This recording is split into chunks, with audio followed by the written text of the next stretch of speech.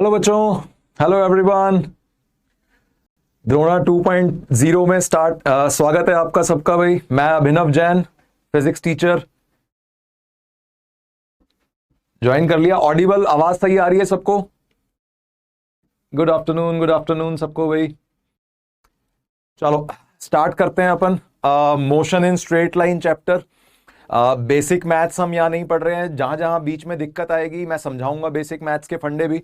जो भी differentiation, integration, vectors की बातें, वेक्टर्स अपन इसके बाद पढ़ेंगे क्योंकि वेक्टर्स जो टॉपिक है वो नेक्स्ट चैप्टर में काम में आता है, प्रोजेक्टाइल मोशन में। चलो let's start. Motion in a straight line, kinematics chapter बोलते हैं इसे। वेक्टर्स हम पढ़ेंगे, बिल्कुल बिल्कुल भाई। Motion in straight line, kinematics की स्टार्ट कर रहे हैं अपन, जिसमें मेन फोकस अपना स्ट्रेट लाइन मोशन या रेक्टिलीनियर बोलते हैं इसको, रेक्टिलीनियर मोशन पे रहेगा।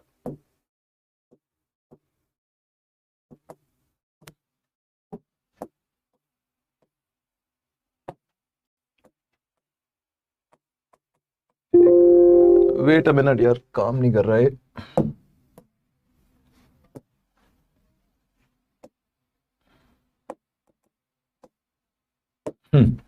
रेक्टिलीनियर मोशन स्टार्ट कर रहे हैं अपन, स्ट्रेट लाइन मोशन।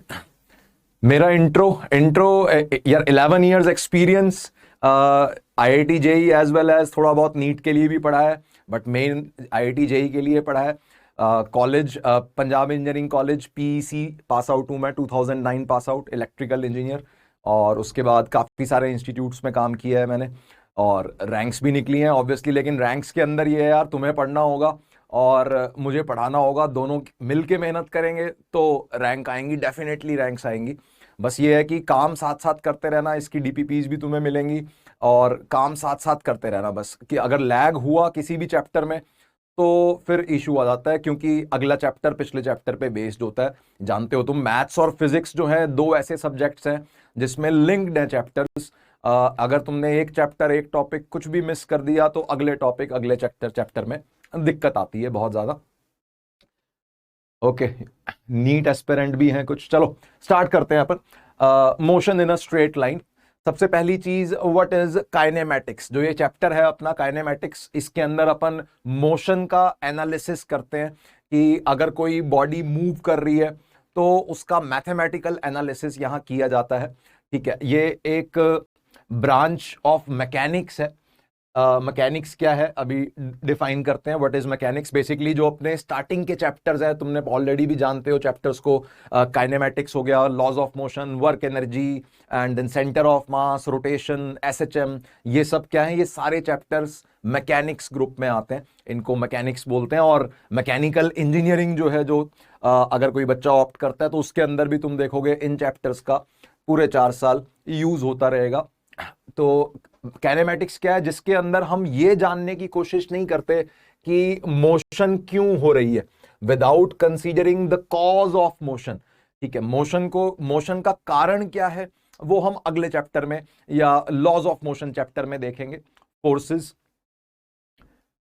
बुक्स वगैरह की चलो क्लास के एंड में बात करता हूं मैं, बुक्स कौन सी बेटर रहेंगी पढ़ने के लिए। बाकी अगर तुम कॉन्टिन्यूसली साथ साथ डीपीपीज कर रहे हो, जो डीपीपीज यहां मिलेंगी, तो भी तुम्हारा काम चल जाएगा बहुत अच्छे से। डीपीपीज अगर तुम कर रहे हो, कोशिश मेरी यही रहेगी कि each and every type of questions तुम्हें डीपीपीज के थ्रू मिलते रहें।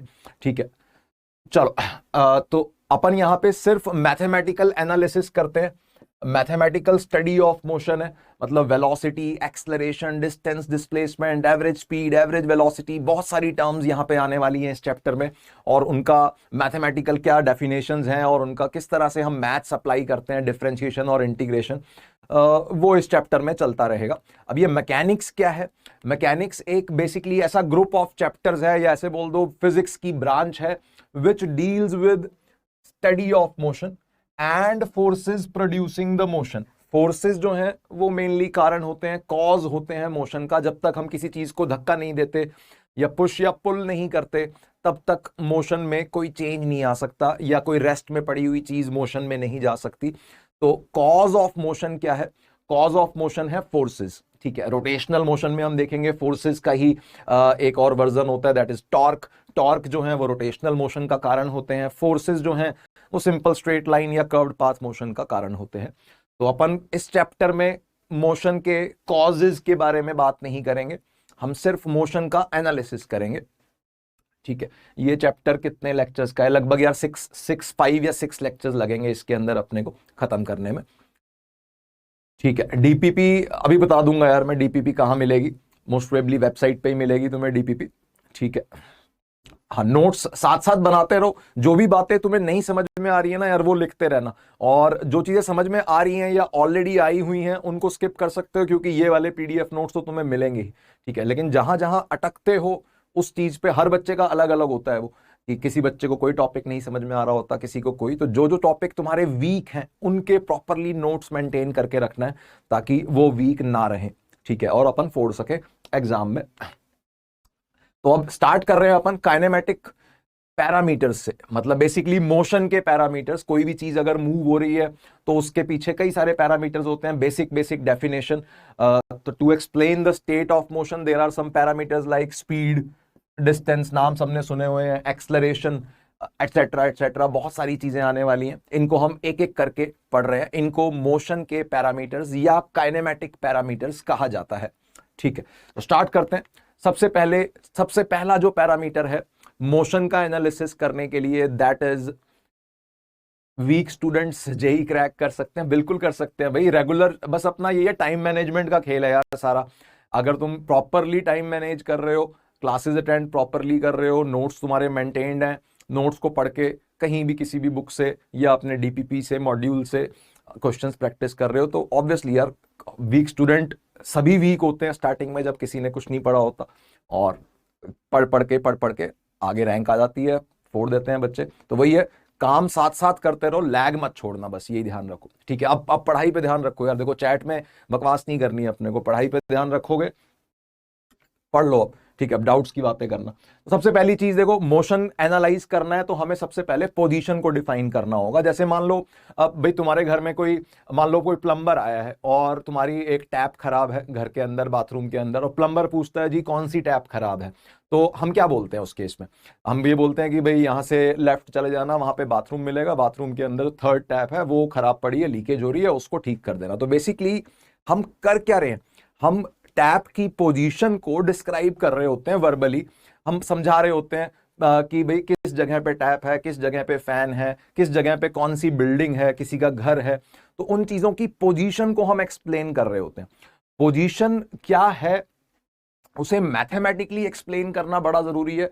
क्योंकि मोशन की डेफिनेशन क्या है, व्हाट इज मोशन? तो हम सिंपल भाषा में ये बोल सकते हैं, अगर कोई भी चीज, किसी भी चीज की अगर पोजीशन टाइम के साथ चेंज हो रही है, ठीक है, अगर टाइम के साथ पोजीशन चेंज हो रही है तो उसको हम बोलेंगे, उस ऑब्जेक्ट को हम बोलेंगे दैट इज इन मोशन। और अगर पोजीशन टाइम के साथ चेंज नहीं हो रही है तो हम बोलेंगे the object is in state of rest. Basic definition motion की, पोजीशन का चेंज हो रहा है तो मोशन है, पोजीशन का चेंज नहीं हो रहा है तो रेस्ट में है बॉडी। तो पोजीशन को मैथमेटिकली डिफाइन कैसे किया जाता है? Simply x, y, z coordinates, x, y, z coordinates ही पोजीशन है, पोजीशन और कुछ नहीं है। जनरली अपना जो खेल चलता है स्ट्रेट लाइन मोशन के अंदर, सिर्फ x एक्सिस या सिर्फ y एक्सिस होती है। प्रोजेक्टाइल मोशन में तुम देखते हो x एक्सिस y एक्सिस दोनों होती हैं। इन जनरल अगर हम बात करें 3 डायमेंशन में, कोई भी एक, मान लो इंसेक्ट उड़ रहा है ऐसे हवा में इधर उधर कहीं भी, तो उसके तीनों कोऑर्डिनेट्स मौजूद होंगे। तो मोशन का एनालिसिस करने के लिए अपने को सबसे पहले चाहिए होता है एक x axis, y axis, z axis. अगर 3D में मोशन हो रही है तो तीनों एक्सिस, स्ट्रेट लाइन में मोशन हो रही है तो एक एक्सिस, कोई भी एक, x मान लो या y मान लो या z मान लो। तो जो भी पार्टिकल के, मूविंग पार्टिकल के कोऑर्डिनेट्स हैं उसे ही पोजीशन कहा जाता है सिंपल भाषा में। और ये पोजीशन वेक्टर क्या है? पोजीशन वेक्टर का स्टैंडर्ड सिंबल है स्मॉल r वेक्टर। ठीक है, अलग अलग चैप्टर्स में ये आता रहता है, बच्चे कंफ्यूज हो जाते हैं कि r वेक्टर को रेडियस समझ लेते हैं। रेडियस के लिए सिंबल नहीं है ये, r vector is the symbol for position vector. ठीक है, हाँ साथ साथ लिखते चलो दिव्यांशी, बिल्कुल नोट्स बनाते रहो जितने बना सकते हो। ठीक है, आर वेक्टर क्या है?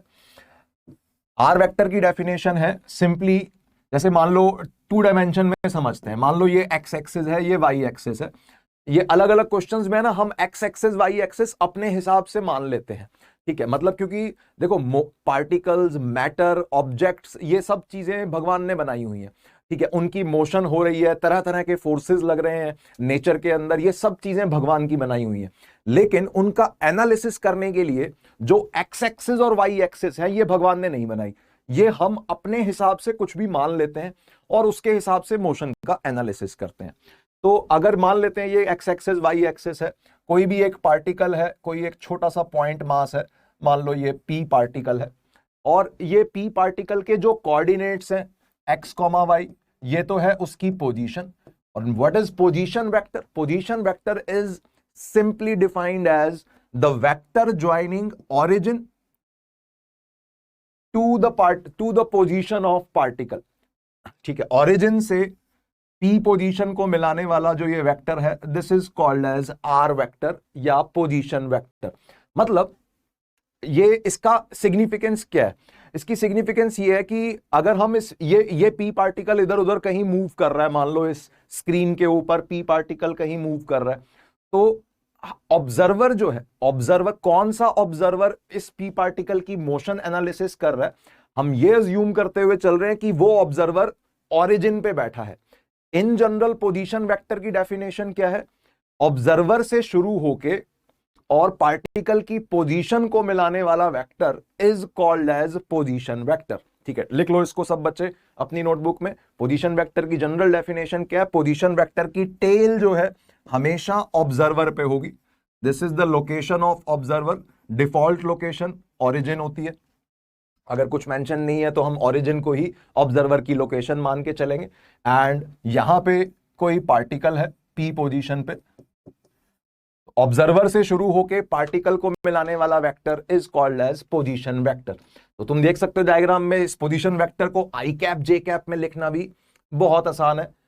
सिंपली जैसे यहां पे देख सकते हो, यहां जैसे अगर 2 डायमेंशन में ही बात करें, 3D में अपन बाद में बात करेंगे जब वेक्टर्स पढ़ रहे होंगे, तो 2 डायमेंशन में हम सिंपली बोल सकते हैं कि ये अगर इस पॉइंट के कोऑर्डिनेट्स x और y हैं तो ये डिस्टेंस कितना हो गया? ये डिस्टेंस हो जाएगा x एंड ये डिस्टेंस हो जाएगा y। तो सिंपली इस पोजीशन वेक्टर को अगर मैथमेटिकली लिखना है तो r vector can be written as x i cap plus y j cap. और अगर z एक्सिस भी है, z एक्सिस ऐसे स्क्रीन के बाहर की तरफ z एक्सिस आएगी, तुम्हारी तरफ पॉइंटेड, z एक्सिस भी है तो उसका z कोऑर्डिनेट भी आ जाएगा। अगर p पॉइंट स्क्रीन पे नहीं है, कहीं बाहर है स्क्रीन के, तो क्या होगा? उसमें एक z कंपोनेंट भी आ जाएगा। तो सिंपल बात क्या है? सिंपल बात यह है कि जो पार्टिकल के कोऑर्डिनेट्स होते हैं वही इस पोजीशन वेक्टर के कंपोनेंट्स होते हैं। आई कैप के बगल में x कोऑर्डिनेट, जे कैप के बगल में y कोऑर्डिनेट, और अगर z कोऑर्डिनेट भी है तो z के कैप, ठीक है।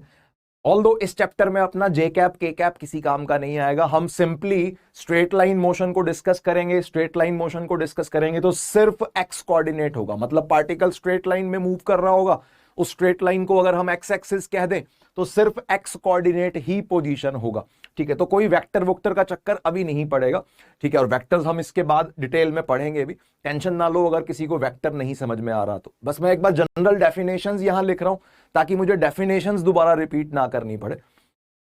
डेफिनेशंस, हाँ बिल्कुल बिल्कुल डेफिनेशंस लिखते रहो, ठीक है भाई, ठीक है। तो डेफिनेशन क्लियर है सबको? What is position? Simply coordinates. Position vector क्या है? ओरिजिन से स्टार्ट होके पार्टिकल को मिलाने वाला vector, that is position vector.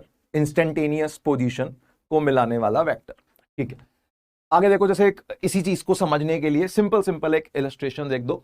देखो जैसे एक पार्टिकल है is moving such that its position coordinates x and y, ये दोनों है कांस्टेंट्स। एक पार्टिकल के x और y कोऑर्डिनेट्स जो हैं पोजीशन के वो कांस्टेंट्स हैं, but z coordinate is changing with time. z coordinate change हो रहा है, तो बताना है z कोऑर्डिनेट अगर चेंज हो रहा है तो इसका मतलब सबसे पहले अगर एक कोऑर्डिनेट भी चेंज हो गया x y और z में से, अगर एक कोऑर्डिनेट भी वक्त के साथ चेंज हो गया तो क्या हो जाएगा? मोशन तो होगी ही होगी, पक्की बात है। एक कोऑर्डिनेट चेंज हो गया मतलब पोजीशन चेंज हो गई, या दो हो गए तब भी पोजीशन चेंज हो जाएगी। तीनों हो गए तब भी पोजीशन चेंज हो जाएगी। मतलब एटलीस्ट एक कोऑर्डिनेट अपना चेंज होना जरूरी है। यहां पे हो रहा है जेड कोऑर्डिनेट वक्त के साथ बदल रहा है, तो इसका मतलब फर्स्ट ऑप्शन तो गलत है कि पार्टिकल रेस्ट पे तो नहीं हो सकता क्योंकि जेड कोऑर्डिनेट चेंज हो रहा है। तो अब कहां कैसे मूव कर रहा है वो, एक्स और वाई कोऑर्डिनेट्स कांस्टेंट है, जेड कोऑर्डिनेट अकेला चेंज हो रहा है। तो इसको एक बार फील करो, देखो 3D में। देखो जैसे मान लो ये अपनी एक्स एक्सिस है, ये जेड एक्सिस है, और वाई एक्सिस कहां है, यहां वाई एक्सिस जो है वो स्क्रीन के अंदर जा रही है, ऐसे परपेंडिकुलरली इस तरह से जा रही है। अब मैं उसको ड्रॉ नहीं कर सकता, तो मैं इसको यहीं पे ही फील दिलाने की कोशिश कर रहा हूं। देखो ये अपनी वाई एक्सिस है, this Y axis is going into the screen, या अगर पेपर पे लिख रहे हो तो going into the paper perpendicularly. ठीक है, ये जो तीनों एक्सिस होती हैं ये म्यूचुअली परपेंडिकुलर होती हैं। ये एक्स और वाई एक्सिस म्यूचुअली परपेंडिकुलर है, वाई और जेड एक्सिस परपेंडिकुलर है, और एक्स और जेड में तो तुम्हें दिख ही रहा है ये 90 डिग्री का एंगल है। ठीक है, तीनों एक्सिस म्यूचुअली एक दूसरे के परपेंडिकुलर है। ठीक है, अब बोला जा रहा है कि एक्स और वाई कोऑर्डिनेट्स जो हैं वो कांस्टेंट हैं। एक्स और वाई कोऑर्डिनेट्स कांस्टेंट है, मान लेते हैं भाई, अब कुछ बता तो रखा नहीं कि कौन क्या है उनकी वैल्यू, तो मान लेते हैं पार्टिकल का एक्स कोऑर्डिनेट जो है वो एक्स नॉट है, वाई कोऑर्डिनेट जो है मान लेते हैं वाई नॉट है। मान लेते हैं इनिशियली, ध्यान से देखो, इसको स्ट्रांगली फील करना, ये एक्स कोऑर्डिनेट है, ये वाई कोऑर्डिनेट है। मान लेते हैं पार्टिकल इनिशियली यहां है, पार्टिकल का एक्स कोऑर्डिनेट है एक्स नॉट, वाई कोऑर्डिनेट है वाई नॉट, मतलब पार्टिकल इस एक्स वाई प्लेन में है। ध्यान रहे ये Y axis going into the screen है, तो एक्स वाई प्लेन कौन सा हुआ, ये वाला प्लेन। ठीक है, इस स्क्रीन के परपेंडिकुलर वाला this plane is X Y plane. अब यहां से अगर पार्टिकल चलना शुरू हुआ और उसका जेड कोऑर्डिनेट वक्त के साथ बदल रहा है, जेड कोऑर्डिनेट वक्त के साथ बदल रहा है, मतलब पार्टिकल या तो पॉजिटिव जेड एक्सिस की तरफ जा रहा होगा अगर जेड कोऑर्डिनेट बढ़ रहा है तो, और अगर जेड कोऑर्डिनेट घट रहा है तो पार्टिकल नेगेटिव जेड एक्सिस की तरफ जा रहा होगा। तो बेसिकली हो क्या रहा है, पार्टिकल इस स्ट्रेट लाइन पे मूव करेगा, आइदर अप और down. This is the line on which the particle is moving, so we can call it as path. Particle का पाथ कैसा रहेगा, इस एक्स वाई प्लेन के, जो स्क्रीन के परपेंडिकुलर वाला प्लेन है, उसके परपेंडिकुलर डायरेक्शन में या तो वो ऊपर जा रहा होगा या वो नीचे जा रहा होगा। ठीक है, क्लियर है ये? तो कौन सी ऑप्शन हो जाएगी, देखो मतलब पार्टिकल कैसे जा रहा है, जेड एक्सिस के पैरेलल जा रहा है, तो particle is moving in X Y plane, गलत बात। एक्स वाई प्लेन के परपेंडिकुलर जा रहा है वो, जेड एक्सिस के पैरेलल। पार्टिकल में be moving parallel to X और वाई एक्सिस, गलत बात। अगर वो एक्स एक्सिस और वाई एक्सिस के पैरेलल मूव करता तो उसका एक्स और वाई कोऑर्डिनेट्स भी चेंज होते, तो सी भी गलत, hence D is the correct answer. Parallel to Z axis move कर रहा है, जस्ट अपने को पोजीशन किस तरह से चेंज होती है, बिल्कुल सही बिल्कुल सही। ठीक है, आगे आओ, नेक्स्ट देखो सिमिलर इलस्ट्रेशन। बस अपने को मोशन की फील लेनी है पोजीशन और पोजीशन वेक्टर के बेसिस पे या पोजीशन के बेसिस पे। देखो इसको पढ़ लो, सिमिलर लैंग्वेज है, particle is moving such that its position coordinate x is constant. ठीक है, यहां पे अब सिर्फ एक्स कोऑर्डिनेट कांस्टेंट है और Y Z coordinates are changing with time. Y और जेड दोनों वक्त के साथ बदल रहे हैं। Which of the following option is correct regarding this motion. तो चलो इसका भी डायग्राम बना लेते हैं। देखो फिर से वही एक्स वाई जेड एक्सिस बना रहा हूं, ये सिमिलर बना रहा हूं, ये एक्स है ये जेड है, और ये वाई एक्सिस जो है वो गोइंग इनटू द स्क्रीन है, स्क्रीन के अंदर की तरफ वाई एक्सिस जा रही है इस तरह से, और वही परपेंडिकुलर तो है, ये सब एक दूसरे के म्यूचुअली परपेंडिकुलर है 3D में। और कहा जा रहा है एक्स कोऑर्डिनेट, सिर्फ एक्स कोऑर्डिनेट कांस्टेंट है, सिर्फ एक्स कोऑर्डिनेट कांस्टेंट है, वाई और जेड दोनों बदल रहे हैं। तो तुम्हें एक ऐसी, जैसे पिछले क्वेश्चन में देखो क्या था, एक्स और वाई दोनों कांस्टेंट थे, केवल जेड कोऑर्डिनेट चेंज हो रहा था, तो स्ट्रेट लाइन मोशन हो गई। अब यहां अकेला एक्स कोऑर्डिनेट कांस्टेंट है, तो सबसे पहले हमें यह सोचना होगा कि ऐसे कौन कौन से पॉइंट्स हैं जिनका एक्स कोऑर्डिनेट सबका सेम होता है। तो ध्यान से अब इसमें देखो, फील करो,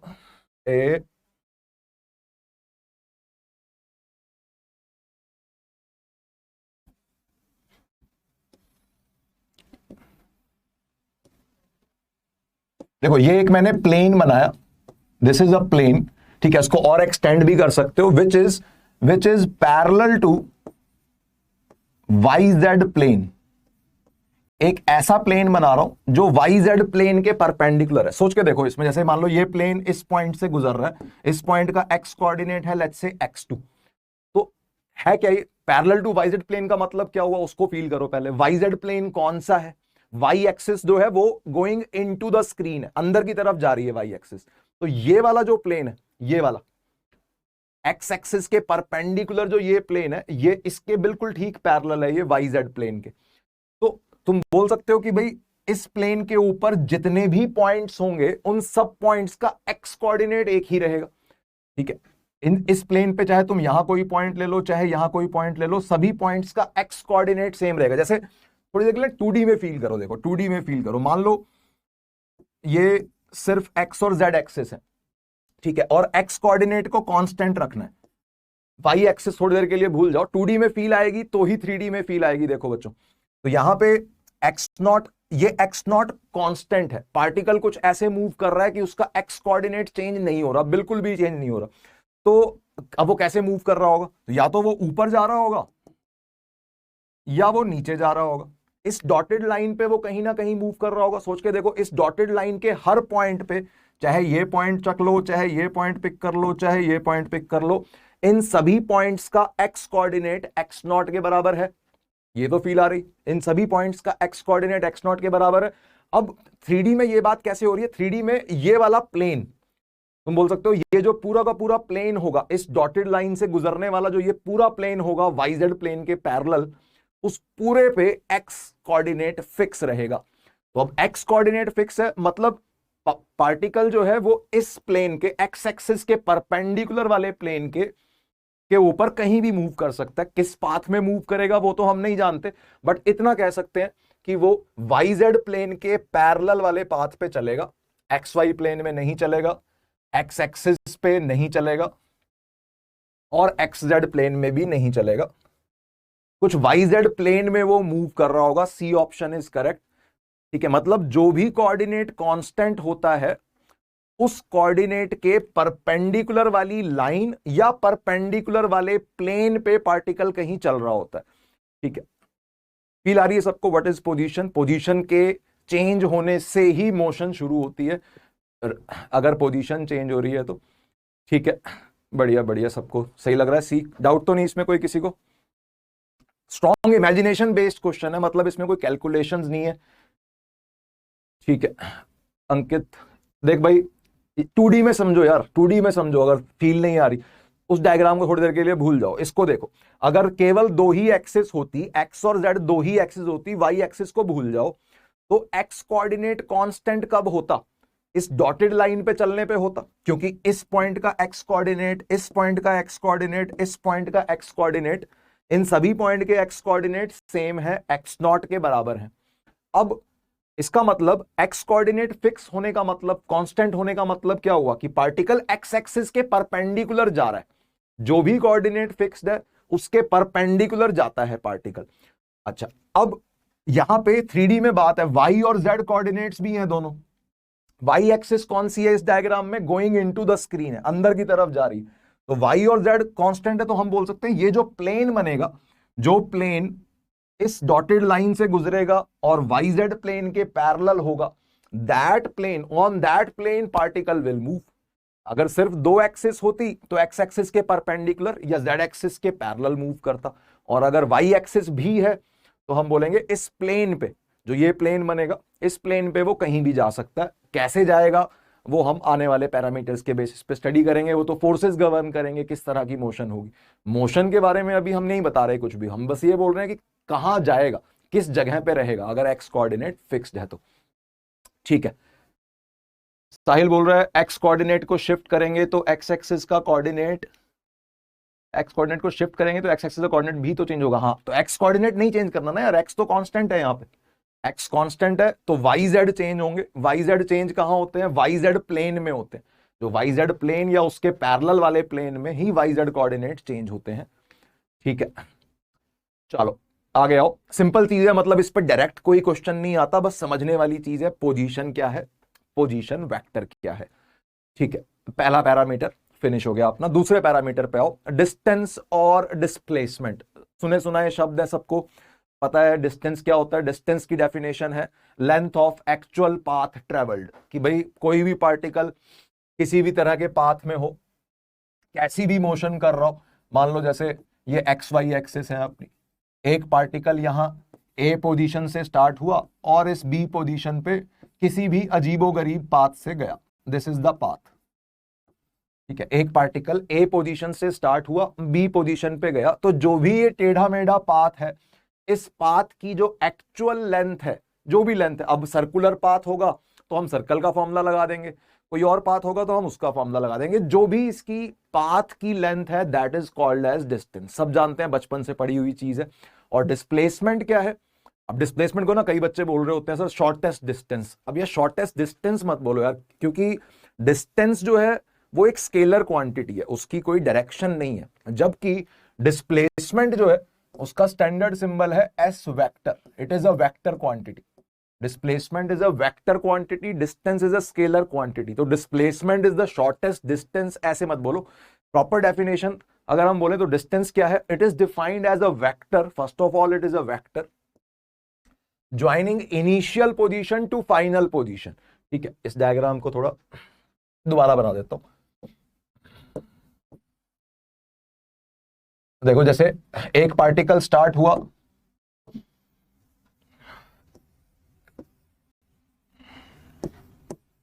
ये एक्स वाई एक्सिस, एक पार्टिकल किसी एक पर्टिकुलर पोजीशन से, जनरल डेफिनेशन से बच्चों देखो ये कोई ऐसे स्ट्रेट लाइन मोशन के लिए डिफाइन नहीं कर रहा, इन जनरल चाहे कैसी भी मोशन हो, जनरल डेफिनेशंस लिख रहे हैं। ये मान लो एक पार्टिकल ए पॉइंट से और बी पॉइंट पे किसी भी अजीबोगरीब पाथ से ऐसे घूम के गया, this is the path, motion start हो गई। तो सबसे पहले पोजीशन वेक्टर चेंज हो रहे हैं।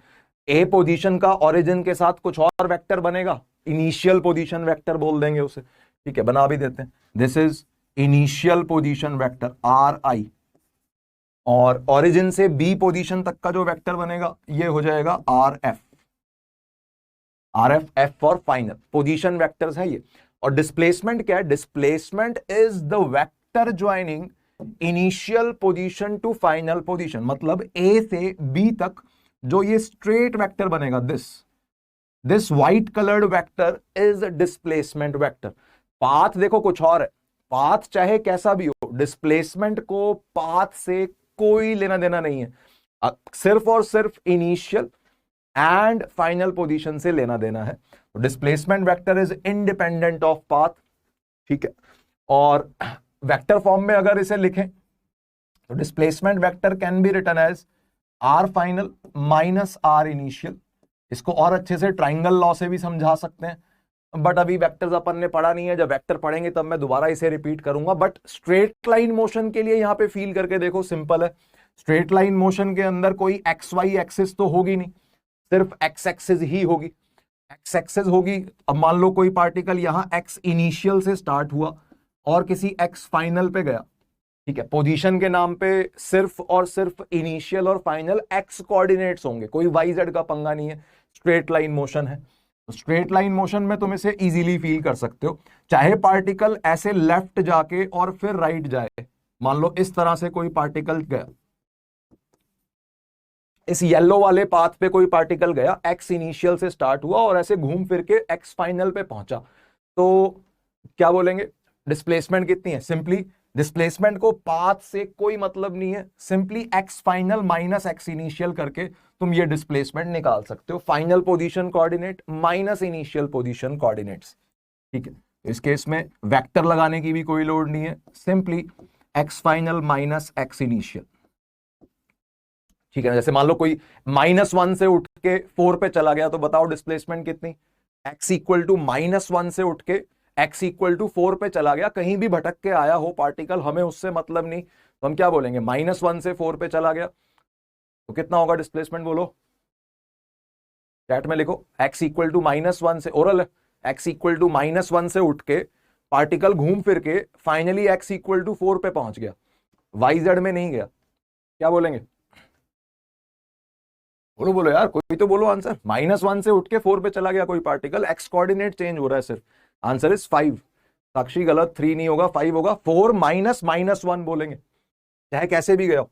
देख लो देख लो, ये एक्स एक्सिस है, ये एक्स इक्वल टू -1 है, ये एक्स इक्वल टू 4 है, ठीक है। और पार्टिकल जा कैसे रहा है, कैसे भी जा रहा हो, हमें उससे मतलब नहीं। मान लो पार्टिकल यहां से लेफ्ट गया और फिर ऐसे राइट आया, ठीक है। ये इनिशियल पोजीशन, ये फाइनल पोजीशन, -1 से 4, इस तरह से पार्टिकल मूव किया। तो डिस्प्लेसमेंट को आगे पीछे जाने से कोई फर्क नहीं पड़ता। डिस्प्लेसमेंट को मतलब है सिर्फ इनिशियल और फाइनल पोजीशन से। हम सिंपली ये फॉर्मूला लगाना है, डिस्प्लेसमेंट हम बोलेंगे 4, final position is 4 minus initial position is -1, that is 5।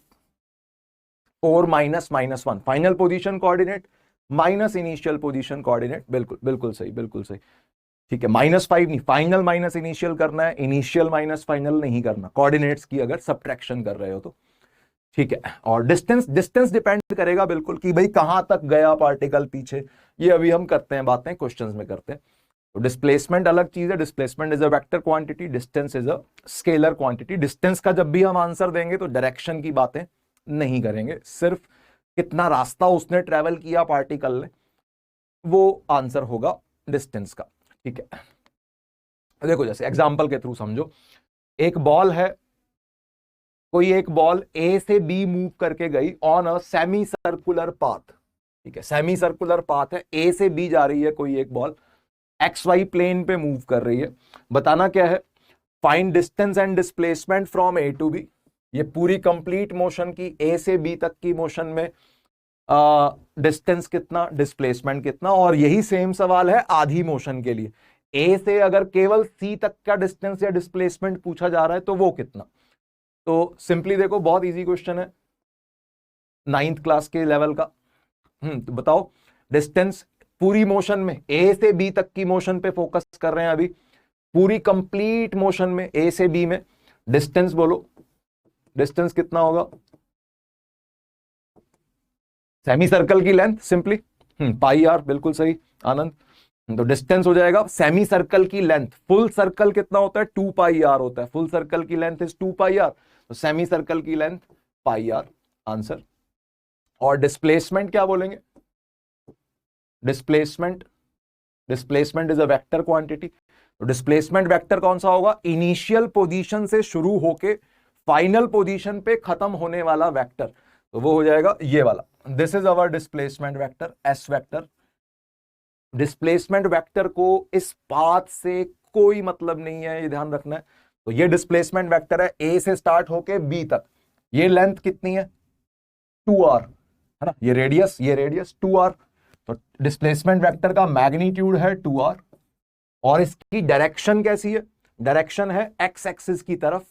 X axis की तरफ मतलब आई कैप, कोई जे कैप के कैप नहीं है यहाँ पे, 2r I cap is direction that is towards x axis and magnitude is 2r। बिल्कुल बिल्कुल सबके सही है। ऐसे ही सेकंड पार्ट में सोचो, डिस्प्लेसमेंट का सिर्फ मैग्नीट्यूड ही निकाल दो बस, इसको रबी कर देते हैं, क्योंकि अभी अपन ने वेक्टर पढ़े नहीं है तो आई कैप जे कैप में बात नहीं कर रहे, केवल मैग्नीट्यूड का आंसर देखो। डिस्प्लेसमेंट का मैग्नीट्यूड है 2r। सेकंड पार्ट को देखो, ए से सी तक ये एंगल है 90 डिग्री, 90 डिग्री का एंगल ट्रेवल किया है। डिस्टेंस मतलब ये जो सर्कल है, ए से सी तक का जो सर्कल है ये वाला, ए से सी तक का ये जो सर्कल है, इसको हम बोल सकते हैं this is a quarter circle, है ना। आधा सर्कल था ये, ए से बी तक का सेमी सर्कल था, सेमी सर्कल का भी हाफ हो गया तो क्वार्टर सर्कल हो जाएगा, 1/4 सर्कल यू कैन से। तो ए से सी तक 1/4 सर्कल की लेंथ कितनी हो जाएगी, 2 पाई आर का 1/4, बिल्कुल सही, pi R by 2। Second part का answer distance is equal to pi R by 2, कैसे बोल दो 1/4 ऑफ 2 पाई आर, ठीक है, सिंपल।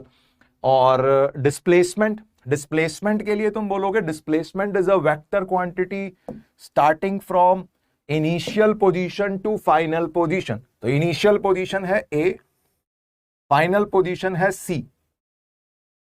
दिस ए से लेकर सी तक का जो ये स्ट्रेट वेक्टर है, शॉर्टेस्ट पाथ के अलोंग होता है ये हमेशा, तो शॉर्टेस्ट पाथ के अलोंग इस एस वेक्टर का मैग्नीट्यूड निकालना है। अभी कोई आई कैप जे कैप की बात नहीं कर रहे। इस एस वेक्टर का मैग्नीट्यूड कितना हो जाएगा? Simple √2 R√2। बिल्कुल बढ़िया, बहुत बढ़िया, बहुत बढ़िया, वही सिंपल है। देखो इस ट्राइंगल पे नजर डालो, AOC, ये लेंथ R है, ये लेंथ भी R है, OC लेंथ भी R है, OA लेंथ भी R है। तो हेंस डिस्प्लेसमेंट हो जाएगा सेकंड केस में, डिस्प्लेसमेंट वेक्टर का magnitude is √r² + r², that is √2r। Pythagoras theorem basic, perpendicular पता है अपने को R, बेस पता है R, और इस हाइपोटेन्यूज की हमें तलाश थी जो कि √परपेंडिकुलर² + बेस स्क्वायर हो गया। इजी क्वेश्चन है, आई होप चमक गया होगा सबको। ठीक है, आगे आओ। अगला देखो, एक बंदा 30 मीटर चला ईस्ट की तरफ, उसके बाद he takes a left turn and walks 60 metre, and then he takes a right turn and walks 50 metre. कोई डायग्राम गिवन नहीं है क्वेश्चन में, कोई डायग्राम गिवन नहीं है, डायग्राम हमें खुद बनाना है। टू रीच हर डेस्टिनेशन, बंदी ट्रेवल कर रही है। Find distance and displacement, displacement का आंसर विद डायरेक्शन देना है यहां पे, कि मतलब क्योंकि यहां पे इस क्वेश्चन में डायरेक्शन जो है अंग्रेजी में लिखी हुई है, कोई आई कैप जे कैप में बात नहीं की हुई, ईस्ट वेस्ट की टर्म्स में पूरा क्वेश्चन गिवन है। तो सबसे पहले इस अंग्रेजी को पढ़ के हमें एक डायग्राम बनाना होगा। ठीक है, तो सबसे पहले मान लेते हैं यार अपन कुछ की, लेट्स से ये जो ऊपर वाली डायरेक्शन है ये नॉर्थ है, ये वेस्ट है, ये ईस्ट है, ये साउथ है। ठीक है, इस डायग्राम के बेसिस पे अब हम पाथ बनाते हैं। ठीक है, मान लिया डिफाइन करने के लिए नॉर्थ ईस्ट वेस्ट साउथ को सबसे पहले डिफाइन किया। अब जो ये लिखा हुआ है, सबसे पहले ये बंदा कहां गया, बंदी कहां गई? 30 मीटर टूवर्ड्स ईस्ट गई, 30 मीटर टूवर्ड्स ईस्ट भेज देते हैं। ठीक है, ईस्ट कौन सी है? राइट साइड वाली, ये ईस्ट है। 30 मीटर टूवर्ड्स ईस्ट भेज दिया। ठीक है, दिस इज 30 मीटर्स। ये इनिशियल पोजीशन का नाम रख देते हैं A, इस पोजीशन का नाम रख देते हैं B। ठीक है, उसके बाद क्या हुआ देखो, now she takes a left turn. अब देखो B पोजीशन पे जब बंदी पहुंच गई है, B पोजीशन पे जब बंदी पहुंच गई है तो लेफ्ट का क्या मतलब हुआ? यहां इस तरफ अगर जा रहे होगे तो लेफ्ट का मतलब है अब नॉर्थ की तरफ मुड़ गए। ठीक है, ध्यान से करना है काम। मतलब कई बच्चे इसमें सिली मिस्टेक कर देते हैं, ये नॉर्थ साउथ लिखते हैं, यहां ईस्ट और यहां वेस्ट लिख देते हैं, तो उससे गड़बड़ हो जाती है। तो बहुत ध्यान से ये पिक्चर दिमाग में रखो, ये चारों हॉरिजॉन्टल डायरेक्शंस हैं, सारी अर्थ के सरफेस के अलोंग होती हैं ये चारों डायरेक्शंस। इसके अलावा 2 डायरेक्शंस और हैं, vertical up and vertical down. ठीक है, तो चलो ये A से B तक पहुंच गई। A से B तक पहुंचने के बाद यहां से लेफ्ट टर्न लिया, लेफ्ट टर्न लेके 60 मीटर वॉक किया। ठीक है, 60 मीटर वॉक करवा देते हैं, दिस इज 60। ठीक है, टू द स्केल नहीं है, ये 30 मीटर ईस्ट की तरफ, फिर 60 मीटर हो गया नॉर्थ की तरफ लेफ्ट टर्न लेने के बाद। आगे पढ़ो, and then she takes a right turn and walks 50 metre to reach her destination. यहां इस C पॉइंट पे पहुंचने के बाद बंदी राइट टर्न ले रही है। अब नॉर्थ की तरफ जाती हुई बंदी अगर राइट टर्न लेगी तो कहां जाएगी? फर्दर ईस्ट की तरफ, और ये डिस्टेंस उसने ट्रेवल किया 50 मीटर का। और finally this D is her destination, ये D पॉइंट फाइनल पॉइंट है, इसके बाद मोशन खत्म। ठीक है, अब हमें बताना है इसमें डिस्टेंस और डिस्प्लेसमेंट कितना होगा। तो भाई सिंपल है, डिस्टेंस तो बेहद आसान है,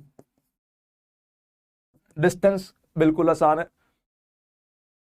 नॉर्थ ईस्ट नहीं, चलो पहले डिस्टेंस समझो। डिस्टेंस तो बिल्कुल आसान है भाई, सिंपल कितना पाथ ट्रेवल किया, दैट इज डिस्टेंस सिंपली। तो 30 + 60 + 50, सिंपल एडिशन करनी है। Distance is 30 + 60 + 50, that is 140 metre. ठीक है, काफी बच्चों ने, मैंने देखा, सही आंसर है डिस्टेंस वाला, तो बहुत इजी क्वेश्चन हो गया। मेन मुद्दे की बात है डिस्प्लेसमेंट, और वो भी विद डायरेक्शन बतानी है डिस्प्लेसमेंट। तो भाई डिस्प्लेसमेंट को पहले डायग्राम में समझो। Diagram is, displacement is initial to final position को मिलाने वाला वेक्टर। ये रहा डिस्प्लेसमेंट, बहुत ध्यान से। डिस्प्लेसमेंट वेक्टर क्या है? डिस्प्लेसमेंट वेक्टर को रास्ते से कोई मतलब नहीं है, सिर्फ इनिशियल से फाइनल पोजीशन को मिलाने वाले वेक्टर को डिस्प्लेसमेंट वेक्टर कहते हैं। अब इस डिस्प्लेसमेंट वेक्टर का मैग्नीट्यूड भी सोचना है एंड डायरेक्शन भी सोचनी है। तो डिस्प्लेसमेंट वेक्टर का मैग्नीट्यूड डायरेक्शन दोनों सोचने हैं। तो देखो मैं यहां एक ट्राइंगल कंस्ट्रक्ट कर रहा हूं, यहां से एक परपेंडिकुलर ड्रॉप किया और ये ए बी वाली लाइन को ही एक्सटेंड कर दिया आगे। ठीक है, ऐसा क्यों किया मैंने?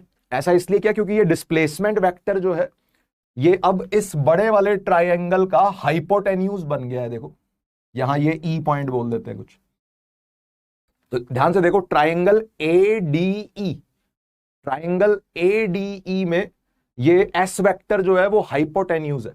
आई कैन से दैट कि डिस्प्लेसमेंट वेक्टर का मैग्नीट्यूड, डिस्प्लेसमेंट वेक्टर का मैग्नीट्यूड कितना हो जाएगा? ये रहा बेस, ये रहा परपेंडिकुलर, तो I can simply say that root of perpendicular square plus base का square, Pythagoras theorem, simple Pythagoras theorem. ये बेस का स्क्वायर, ए से ई तक का देखेंगे डिस्टेंस और ईडी का डिस्टेंस देखेंगे। ठीक है, अब ये ईडी डिस्टेंस कितना है भाई? ये परपेंडिकुलर है, ये भी परपेंडिकुलर है, तो ये 60 मीटर ही यहां 60 मीटर बन जाएगा, तो डीई हो जाएगा 60 मीटर प्लस एई कितना हो जाएगा? ये 30 है और ये है 50, ऊपर वाला 50, ये रेक्टेंगल है ना, ये rectangle BE DC is a rectangle, तो ये 50 तो ये भी 50, तो एई हो जाएगा 50। दिस इज द डिस्प्लेसमेंट का magnitude, magnitude of displacement is this. ठीक है, सॉरी ये 50 था, हमें एई लेंथ लिखनी थी, सॉरी एई लेंथ लिखनी थी, तो 50 प्लस 30 करना होगा, 80 हो जाएगा। सोच के देखो, ए से ई तक का लेंथ लिखनी है तो 30 प्लस 50 दैट विड बी 80। तो ये बन रहा है डिस्प्लेसमेंट का मैग्नीट्यूड आ रहा है 100 मीटर की डिस्प्लेसमेंट है, 6 का स्क्वायर 36 होता है, 36 प्लस 64 इज 100।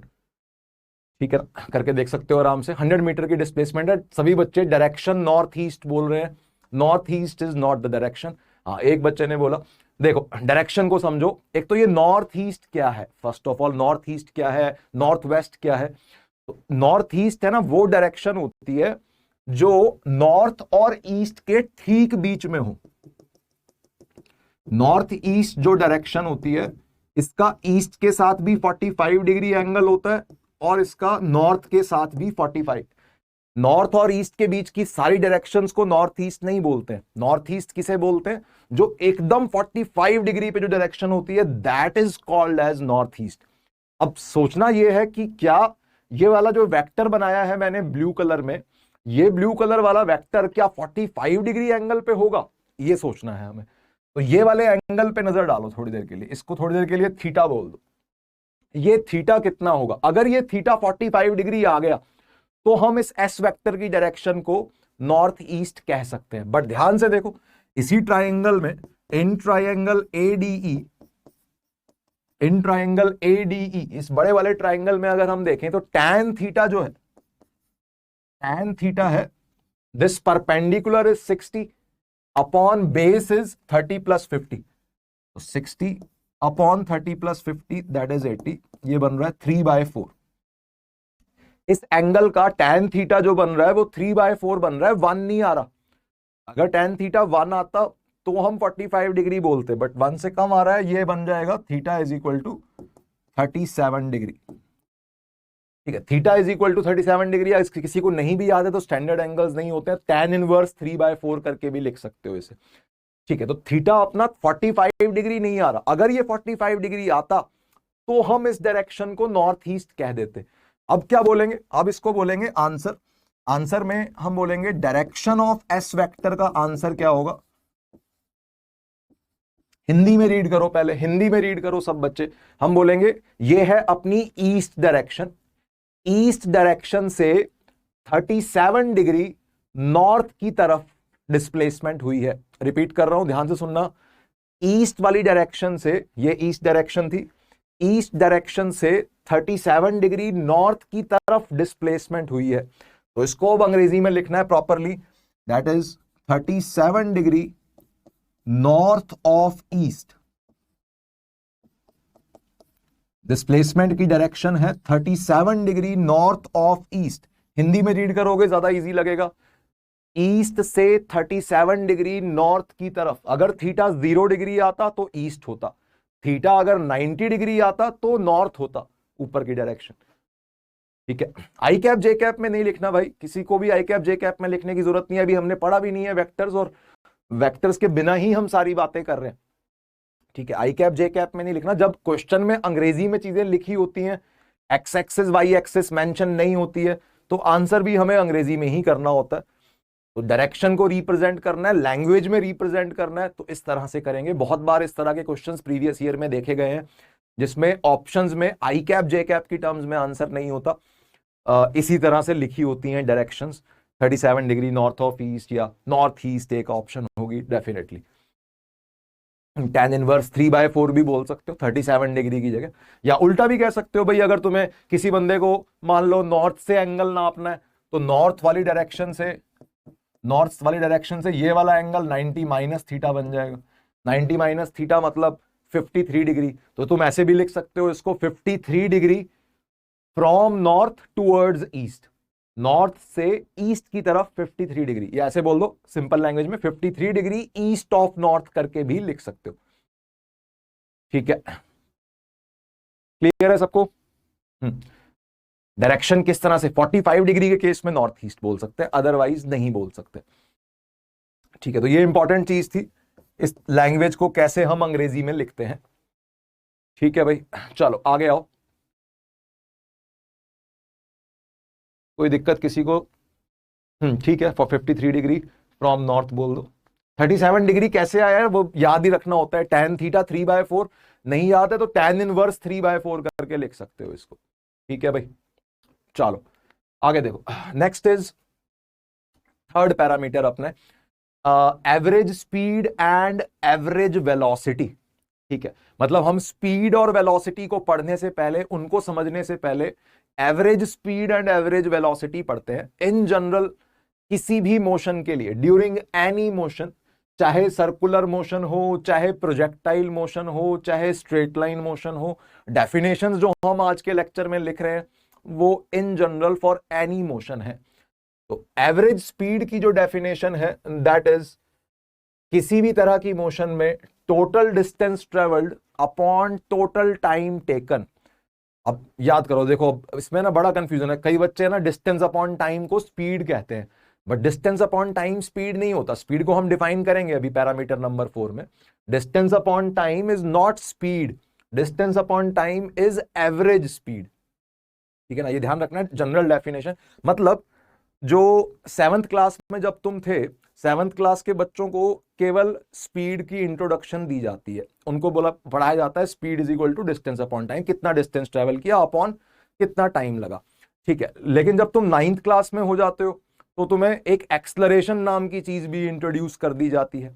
एक्सलरेशन में तुम्हें पता चलता है कि अच्छा एक्सलरेशन हो जाएगी तो स्पीड बदलती रहेगी या वेलोसिटी बदलती रहेगी। अब अगर वेलोसिटी बदल रही है, वक्त के साथ कॉन्टिन्यूसली वेलोसिटी बदल रही है, तो भाई डिस्टेंस अपॉन टाइम करने से क्या निकलेगा? फिर डिस्टेंस अपॉन टाइम करने से उसकी एक एवरेज वैल्यू निकलेगी स्पीड की, hence it is called as average speed. ठीक है, और एवरेज वेलोसिटी क्या है? एवरेज वेलोसिटी है डिस्टेंस की जगह सिंपली डिस्प्लेसमेंट। जनरल डेफिनेशंस हैं फॉर एनी मोशन, किसी भी मोशन में एवरेज स्पीड की डेफिनेशन है total distance upon total time, and average velocity की डेफिनेशन है total displacement upon total time. In general चाहे कोई सा भी चैप्टर चल रहा हो, जनरल इन टर्म्स के मतलब टोटल अब डिस्प्लेसमेंट तो एक वेक्टर क्वांटिटी है, तो एक vector quantity divided by time taken, this is average velocity. तो हेंस एवरेज वेलोसिटी भी एक वेक्टर क्वांटिटी बन जाएगी। ठीक है, वेक्टर का एक बहुत बेसिक सा नियम मैं अभी इंट्रोड्यूस कर रहा हूं, दोबारा भी बता दूंगा।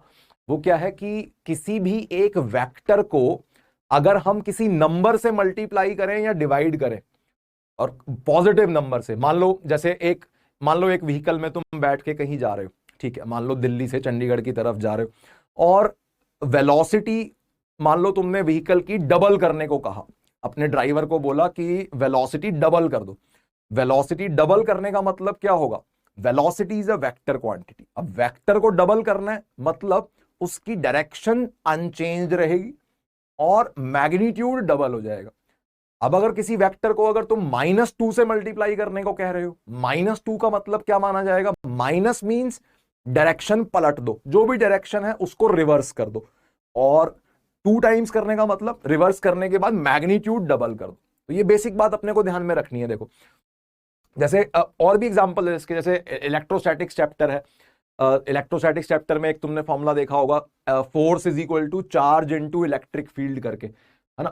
Force charge into electric field करने से फोर्स निकल जाता है, और उसके बाद फिर ये बोला जाता है कि भाई अगर चार्ज पॉजिटिव है तो जिस साइड इलेक्ट्रिक फील्ड उसी साइड फोर्स लगेगा, और अगर चार्ज नेगेटिव है तो उल्टा हो जाएगा खेल, कि अगर इलेक्ट्रिक फील्ड राइट साइड है तो फोर्स लेफ्ट लग जाएगा।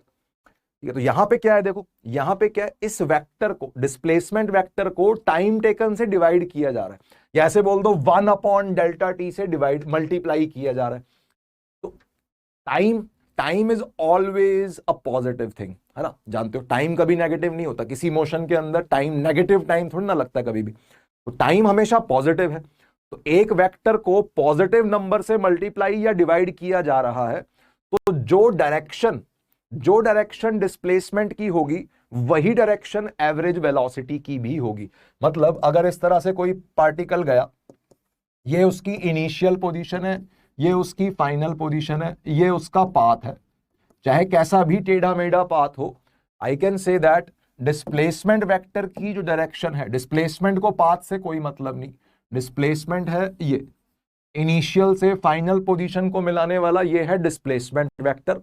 और एवरेज वेलोसिटी जो वेक्टर होगा, एवरेज वेलोसिटी वेक्टर भी हमेशा डिस्प्लेसमेंट के पैरेलल होगा। ये एवरेज वेलोसिटी की डायरेक्शन को समझा रहा हूं, मैग्नीट्यूड तो तुम निकाल लोगे फॉर्मूलों से, डिस्टेंस अपॉन टाइम करके, सॉरी डिस्प्लेसमेंट अपॉन टाइम करके एवरेज वेलोसिटी का मैग्नीट्यूड निकाल लोगे, बट एवरेज वेलोसिटी की डायरेक्शन है वो ऐसा, ऐसे मत सोचना कि भाई जब पार्टिकल यहां है तो एवरेज वेलोसिटी किसी और डायरेक्शन में नहीं। एवरेज वेलोसिटी पूरी मोशन के लिए, कंप्लीट मोशन के लिए डिफाइंड है, एक इंस्टेंट पे डिफाइंड नहीं है। तो average velocity is always along displacement vector, that is the point two remember. Average velocity की डायरेक्शन एंड डिस्प्लेसमेंट की डायरेक्शन हमेशा सेम होती हैं, और इन दोनों को ही पाथ से कोई मतलब नहीं है। ठीक है भाई, तो नोट करने वाली बातें क्या है, सिंपल छोटी छोटी बातें। पहला पॉइंट, एसआई यूनिट ऑब्वियसली दोनों की मीटर पर सेकंड। भाई ऊपर मीटर वाली चीज लिखी हुई है, नीचे टाइम लिखा हुआ है, तो metre upon second, metre upon second. SI unit distance की भी, सॉरी एवरेज स्पीड की भी, एवरेज वेलोसिटी की भी मीटर पर सेकंड। एडवांस लेवल पे पहुंचेंगे, थम जाओ यार, बेसिक बातें से ही एडवांस क्वेश्चंस बनते हैं। एडवांस के अंदर जो क्वेश्चंस आ रहे होते हैं वो क्या होते हैं भाई, एक कंसेप्ट यहां से उठाया, एक कंसेप्ट इस चैप्टर का उठाया, और मिक्स करके जो क्वेश्चन बनता है that is advance level questions. ठीक है, तो करेंगे अपन, बेसिक्स से ही बनती हैं चीजें एडवांस वाली, कंबाइन करके। ठीक है, नोट नंबर 2 देखो, if speed of moving object, हाँ ये बड़ा इंपॉर्टेंट पॉइंट है, सेकंड पॉइंट, अगर किसी ऑब्जेक्ट की स्पीड कांस्टेंट है, ठीक है, मतलब एक इनिशियल पोजीशन से फाइनल पोजीशन तक कोई चीज पहुंची और पूरे रास्ते स्पीड कांस्टेंट थी, तो हम बोल सकते हैं भाई कोई चीज अगर कांस्टेंट होती है तो उसकी एवरेज वैल्यू भी वही रहती है, जो 7th क्लास के बच्चों को पढ़ाया जाता है। 7th क्लास के बच्चों को सिर्फ और सिर्फ कांस्टेंट स्पीड वाले केसेस करवाए जाते हैं। ठीक है, मतलब अगर तुम अपने घर से और अपने स्कूल तक कांस्टेंट स्पीड से व्हीकल चला के गए, कोई भी बाइक, स्कूटर, वटएवर, कोई भी एक व्हीकल को कांस्टेंट स्पीड से चला के गए, चाहे रास्ता टेढ़ा मेढ़ा हो, तो ऐसे केस में तुम बोल सकते हो स्पीड अगर पूरे रास्ते कांस्टेंट है तो डिस्टेंस अपॉन टाइम करके एवरेज स्पीड आएगी या स्पीड आ जाएगी, एक ही बात है। सिंपल लैंग्वेज में इसको समझने का तरीका क्या है कि जैसे मान लो मैं तुम्हें 3 नंबर्स देता हूं, मान लो 2,2,2, 3 नंबर्स हैं 2,2,2, इन तीनों की एवरेज क्या होगी, एवरेज वैल्यू क्या होगी, करके देखो, 2 + 2 + 2 डिवाइड बाय 3 कर दोगे, 2 ही आएगा। तो अगर कोई एक चीज कांस्टेंट है तो उसकी एवरेज वैल्यू भी वही की वही है, यही बात लिखी हुई है। अगर speed of the moving object is constant then there is no difference between speed and average speed. केवल और केवल इसी केस में डिस्टेंस अपॉन टाइम करके स्पीड निकल के आएगी, अगर स्पीड कांस्टेंट है तो। ठीक है, नोट नंबर 3 देखो, ये मैं अभी अभी समझा चुका हूं, वेलोसिटी, एवरेज वेलोसिटी की डायरेक्शन और डिस्प्लेसमेंट की डायरेक्शन हमेशा सेम होती है। Average velocity is always parallel to displacement, ये अभी अभी हमने समझा। अच्छा, एक चौथा पॉइंट इंटरेस्टिंग, डिस्प्लेसमेंट। अब देखो इन दोनों फॉर्मूलों को कंपेयर करो, यहां इन दोनों में है क्या भाई, किसी भी एक मोशन में टाइम तो सेम ही लगना है ऑब्वियसली, जो यहां टाइम की टर्म आएगी वही टाइम की टर्म यहां भी आएगी, किसी एक मोशन की अगर हम बात करें। लेकिन अगर मोशन टेढ़ी मेढ़ी है, किसी कर्व्ड पाथ से जा रहा है कोई पार्टिकल ऐसे ऐसे करके, तो तुम ये जानते हो कि भाई डिस्प्लेसमेंट जो होता है वो शॉर्टेस्ट पाथ होता है डायरेक्टली, अगर इनिशियल से फाइनल पोजीशन तक पहुंचना है तो डिस्प्लेसमेंट अगर शॉर्टेस्ट पाथ है तो इसका मतलब डिस्प्लेसमेंट हमेशा छोटा होगा डिस्टेंस से, डिस्टेंस हमेशा बड़ा होगा डिस्प्लेसमेंट से। ठीक है, इक्वल कब होंगे? इक्वल तब होंगे जब बिल्कुल भाई स्ट्रेट पाथ पे ही निकल गया। तो इन जनरल अगर हम बात करें तो ये डिस्टेंस वाली जो टर्म है ये हमेशा बड़ी होगी डिस्प्लेसमेंट वाली टर्म से। अगर डिस्टेंस हमेशा बड़ा होगा डिस्प्लेसमेंट से, या लिमिटिंग केस में बराबर भी हो सकते हैं स्ट्रेट लाइन मोशन में, तो अगर डिस्टेंस बड़ा है तो इसका मतलब एवरेज स्पीड हमेशा बड़ी होगी एवरेज वेलोसिटी के मैग्नीट्यूड से। दोनों डिफरेंस है दोनों में, एवरेज वेलोसिटी अलग चीज है, एवरेज स्पीड अलग चीज है। एवरेज वेलोसिटी में डिस्प्लेसमेंट की टर्म है, एवरेज स्पीड में डिस्टेंस की टर्म है। तो एवरेज स्पीड मतलब डिस्टेंस डिस्प्लेसमेंट अगर हमें निकालने आते हैं तो हमें एवरेज स्पीड एवरेज वेलोसिटी भी निकालने आते हैं। ये क्लास 3:15 तक है भाई, अभी आधा घंटा है, खत्म होने का क्यों इंतजार कर रहे हो भाई ऋषभ? मजा नहीं आ रहा? नहीं समझ में आ रहा क्या? बताओ, फीडबैक देते रहो भाई साथ साथ, कुछ भी अगर नहीं चमक रहा है, कुछ भी नहीं आ रहा है बोल दो, थम जाऊंगा, दोबारा रिपीट कर दूंगा। इक्वल तो बस मैग्नीट्यूड होगा, हाँ बिल्कुल बिल्कुल, एक वेक्टर और स्केलर का कंपैरिजन हम नहीं कर सकते, मैग्नीट्यूड्स ही इक्वल हो सकते हैं इन दोनों के। वो भी कब होंगे? जब पार्टिकल बिल्कुल सीधे रास्ते पे जा रहा है और कहीं भी बीच में इवन मुड़ भी नहीं रहा, ठीक है, वापस भी नहीं आ रहा, एक ही डायरेक्शन में अगर पार्टिकल चले जा रहा है तो उसकी एवरेज स्पीड और एवरेज वेलोसिटी का मैग्नीट्यूड सेम होंगे, या ऐसे बोल दो डिस्टेंस और डिस्प्लेसमेंट सेम होंगे। ठीक है भाई, ठीक है। अब इन फंडों पे मतलब डिस्टेंस डिस्प्लेसमेंट हम ऑलरेडी देख चुके हैं, इस पे कुछ क्वेश्चंस देखते हैं, देखो समझो इनको। देखो, a car is moving on a straight horizontal road. सबसे पहले तो स्ट्रेट लाइन मोशन, इजीएस्ट वाली मोशन को समझ रहे हैं। स्ट्रेट रोड पे एक गाड़ी चल रही है, ठीक है, such that it travels 1/3 distance of total journey with 40 kilometre per our. ठीक है, पहला 1/3 डिस्टेंस उसने 40 किलोमीटर पर आवर से ट्रेवल किया और remaining 2/3 journey with speed 70 kilometre per our. Straight सड़क है, डायग्राम बना लेते हैं, मान लेते हैं ये सड़क है, ठीक है, ये उसकी इनिशियल पोजीशन है, ये उसकी फाइनल पोजीशन है, ठीक है। इस पे कोई गाड़ी चल रही है और कहीं नहीं मुड़ी, स्ट्रेट सड़क पे चल रही है, और 1/3 जर्नी यहां से यहां तक की 1/3 जर्नी, अगर मैं टोटल डिस्टेंस को x मान लूं, ये टोटल डिस्टेंस लेट से x लेट, तो हम ये बोल सकते हैं ये x/3 का जो डिस्टेंस उसने ट्रेवल किया, ये इसने 40 किलोमीटर पर आवर की स्पीड से ट्रेवल किया, और बाकी रिमेनिंग 2/3 डिस्टेंस मतलब 2x/3 का डिस्टेंस ये उसने 70 किलोमीटर पर आवर की स्पीड से ट्रेवल किया। ठीक है, ये मतलब इसका मतलब क्या, ये ए पॉइंट से, इसको कुछ एम पॉइंट बोल देते हैं, ये ए पॉइंट से एम पॉइंट तक स्पीड चेंज नहीं हुई, स्पीड कांस्टेंट है 40 की। केवल अगर कोई हमसे ये सवाल पूछे कि ए से एम तक एवरेज स्पीड बताओ, तो भाई स्पीड कांस्टेंट है, तो यही एवरेज स्पीड है ए से एम तक की जर्नी की। ठीक है, और एम से बी तक की जर्नी की यही स्पीड है, यही कांस्टेंट है, केवल हम एम से बी तक की जर्नी कंसीडर करें, ये कांस्टेंट स्पीड है, तो एम से बी तक की एवरेज स्पीड कितनी है, यही है 70। लेकिन हमसे ये नहीं पूछा गया, हमसे पूछा गया पूरी जर्नी का average speed during the complete journey बताना है, पूरा ए से बी तक। अब कई बच्चे क्या करते हैं इसमें कि 40 और 70 की एवरेज लेके आंसर दे देते हैं, ऐसा नहीं करना भाई, इन दोनों नंबर्स की एवरेज नहीं लेनी, एवरेज स्पीड की डेफिनेशन लगानी है। एवरेज स्पीड क्या है? Total distance travelled upon total time taken. ये कोई V1 और V2 की एवरेज नहीं है। V1 प्लस V2 अपॉन 2 मत कर देना। बच्चे बोल रहे हैं 55 आंसर, 55 नहीं बोलना यार, 40 और 75 की एवरेज, 70 की एवरेज नहीं लेनी है, ठीक है? 40 और 70 की एवरेज नहीं लेनी है। क्या करना है? डिस्टेंस अपॉन टाइम लगाना है एवरेज स्पीड के लिए। तो क्या बोलेंगे? Average speed is total distance travelled. अब भाई टोटल डिस्टेंस तो दिया ही नहीं है हमें क्वेश्चन में, तो हमने मान रखा है x, तो x ले लेते हैं, क्या पता कट जाए। Total distance is x upon total time. Time कैसे लिखें भाई? ये a से b तक का टोटल टाइम, चलो लिख लेते हैं एक बारी, ऐसे बोल देते हैं a से m तक का टाइम प्लस m से b तक का टाइम। स्प्लिट क्यों कर रहा हूं मैं ऐसे? क्योंकि a से m तक की जर्नी अलग स्पीड से हुई है और m से b तक की जर्नी अलग स्पीड से हुई है, तो दोनों स्पीड्स डिफरेंट डिफरेंट है। तो दोनों टुकड़ों में a से m तक की जर्नी का टाइम अलग सोचेंगे, m से b तक का अलग सोचेंगे। ये लिखा है total distance upon total time. This is the definition of average speed for any kind of motion.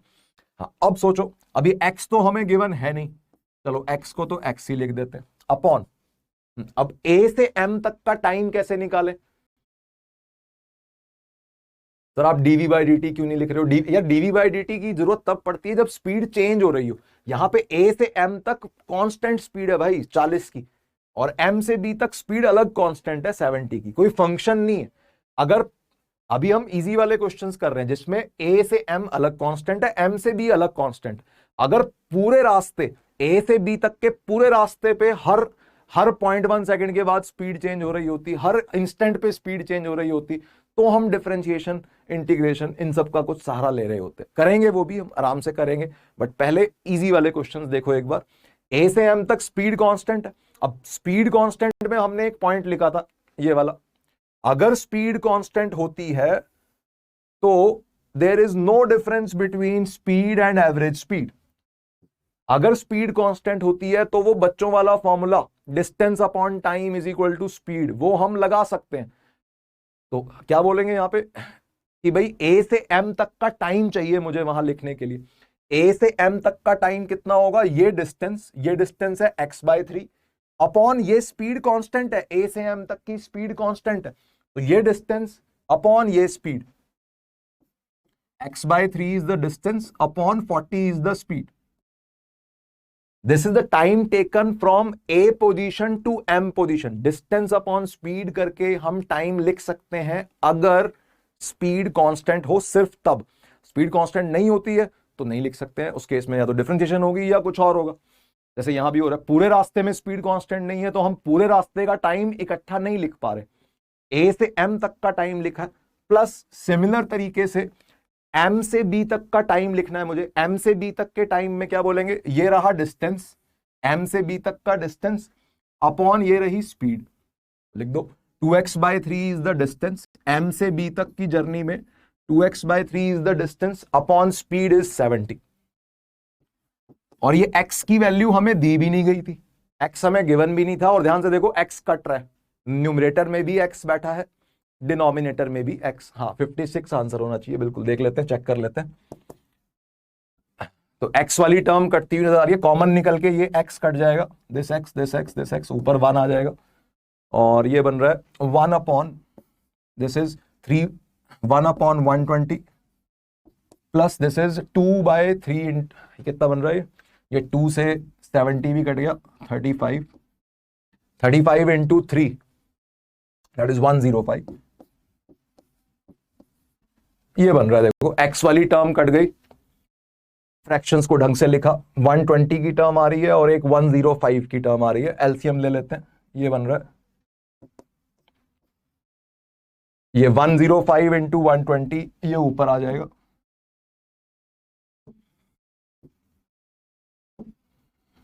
देख लो 105 मल्टीप्लाइड बाय 120, ये डिनोमिनेटर के डिनोमिनेटर में मल्टीप्लाई होंगे, ऊपर आ जाएंगे, और डिनोमिनेटर में क्या बचेगा? 105 प्लस 120, ठीक है। ये बन रहा है अपना आंसर, कितना है ये?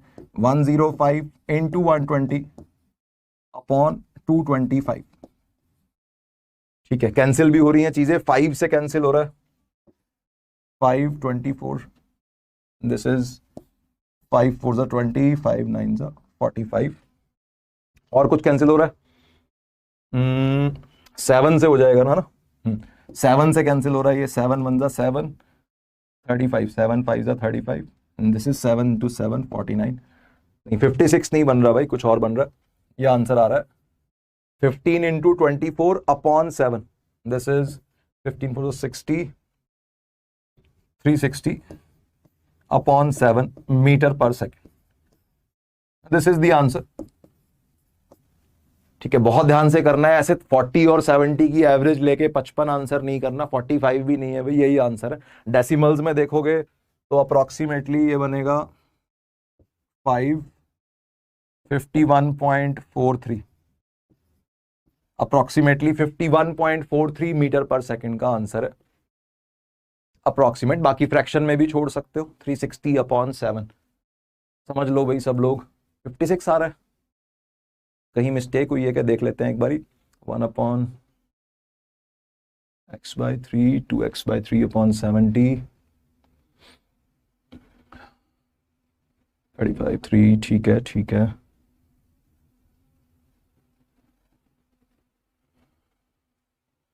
225 सही है यार, 5 से कैंसिल हुआ, यही बन रहा है, सही है भाई, 49 नहीं 45 आएगा, एक मिनट, 5, हाँ सही, गड़बड़ है यहाँ पे, ठीक है, यहाँ 49 5 से कैंसिल होने पे ये सॉरी गड़बड़ है, यहां आ रहा है 45, जब ये 5 से कैंसिल होगा तो 5 into 24 इज 120, 5 into 45 इज 225, और ये बन जाएगा हेंस, एक 5 से और कैंसिल होगा, ये ढंग से लिख दें, सिली मिस्टेक्स, देख लो ये बन रहा है 15 into 24 अपॉन 45, ठीक है, और 5 से ये कैंसिल हो रहा है, 5, एक मिनट यार कहां गड़बड़ हो रही है, 105 into 120,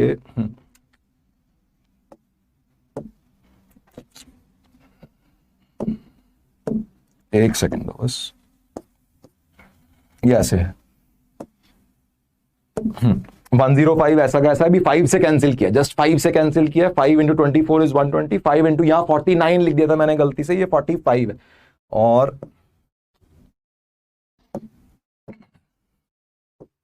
ये बन गया हेंस, ये बन रहा है 105 into 24 अपॉन 45, ठीक है, और ये कैंसिल हो रहा है अपना, अब 3 से कैंसिल कर देते हैं पहले, 3 8 24, 3 into 15 इज 45, एंड ये 15 into 7, ये बन रहा है 56, ठीक है, 56 इज द करेक्ट आंसर। एक सिली मिस्टेक हुई बीच में, यहां गलती से 49 लिख दिया था मैंने, 56 इज द करेक्ट आंसर, बिल्कुल बिल्कुल, ठीक है बच्चों, क्लियर है ना, मतलब मेन बात यह है, टाइम निकालने वाली चीज जो है, केवल हम टाइम को डिस्टेंस अपॉन स्पीड तब लिख सकते हैं जब स्पीड कांस्टेंट हो, अदरवाइज हम नहीं लिख सकते distance upon speed is equal to time, ठीक है, हाँ हो गया, ठीक है, लैग है चैट में ना, ठीक है भाई, चलो क्लियर है सबको, ये बढ़े आगे,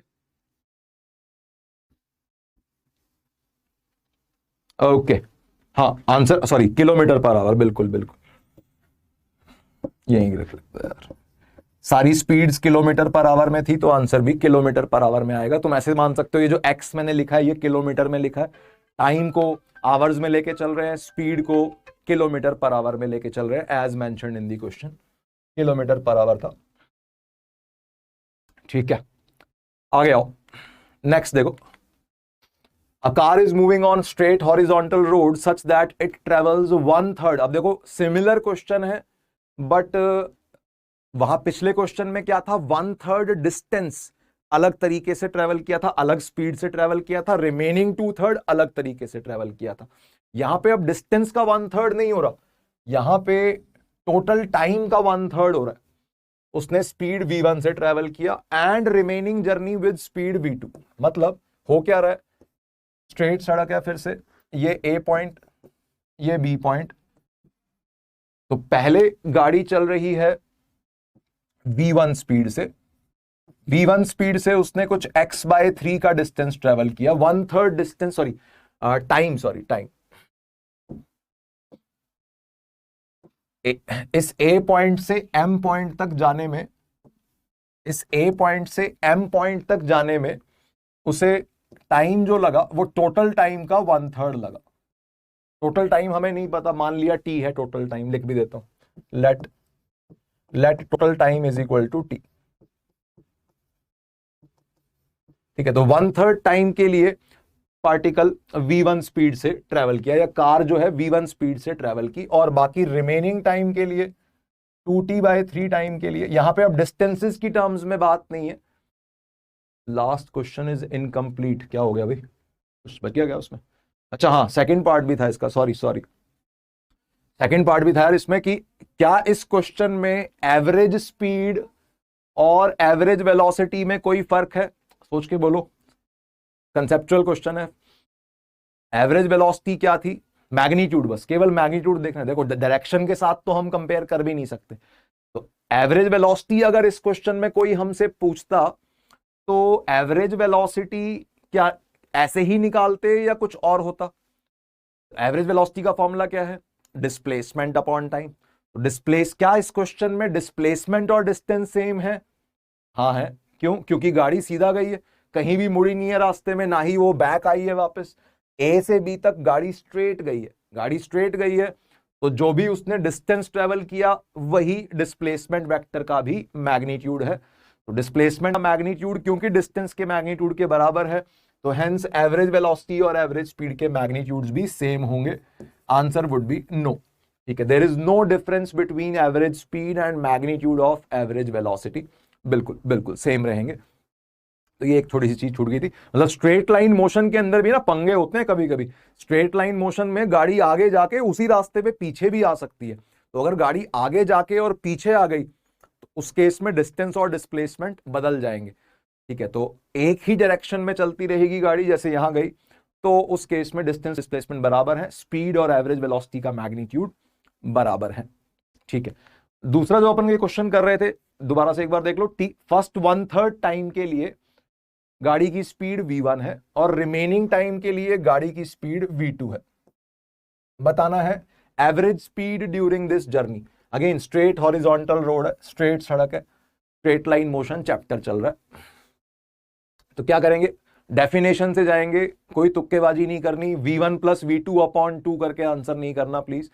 हाँ, v1 + 2v2/3 दे रहे बच्चे। ठीक है, देख लो क्या बोलेंगे, एवरेज स्पीड इज, डेफिनेशन से जाएंगे, कोई फॉर्मूला बना के रटना नहीं है डेफिनेशन के अलावा, केवल डेफिनेशन याद रखनी। Average speed is distance upon time, total distance upon total time.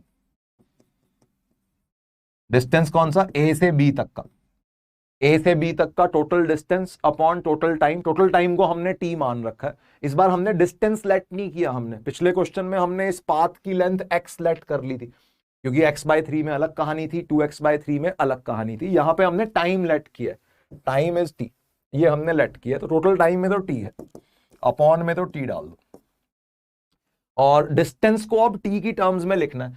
तो हम बोलेंगे डिस्टेंस कितना होगा, ए से एम तक का डिस्टेंस प्लस एम से बी तक का डिस्टेंस। ए से एम तक का डिस्टेंस कितना हो जाएगा? अब ए से एम तक स्पीड कांस्टेंट है, केवल ए से एम तक को देखेंगे तो स्पीड कांस्टेंट है। स्पीड कांस्टेंट है तो बच्चों वाला फॉर्मूला लगा सकते हैं, वही अपना पुराना, स्पीड इनटू टाइम। ये रही स्पीड, ये रहा टाइम, स्पीड इनटू टाइम की multiplication is distance, that is v1 × t/3। Maximum बच्चे सही आंसर कर रहे हैं बिल्कुल इस क्वेश्चन का, v1/3 + 2v2/3, बिल्कुल सही। m से b तक का डिस्टेंस, सिंपली ये speed into time, speed into time करके m से b तक का डिस्टेंस निकाल सकते हैं, v2 × 2t/3 whole upon t।